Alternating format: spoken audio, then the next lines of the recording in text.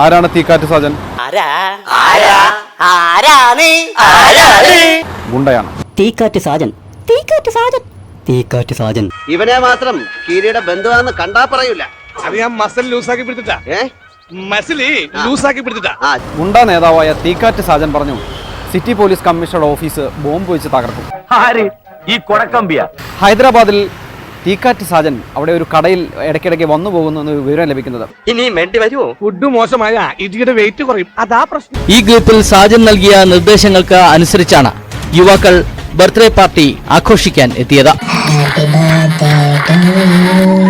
ഗുണ്ടയാകാൻ വേണ്ടി തൃശ്ശൂരിൽ ഒരു പ്രമുഖ ഗുണ്ടാത്തലവനെ ചെന്ന് കണ്ടു. എനിക്ക് ഗുണ്ടയാകണം. ആ സമയത്ത് ഗുണ്ടാ നേതാവ് കുറച്ച് പ്രായം ചെന്ന ആളാണ്.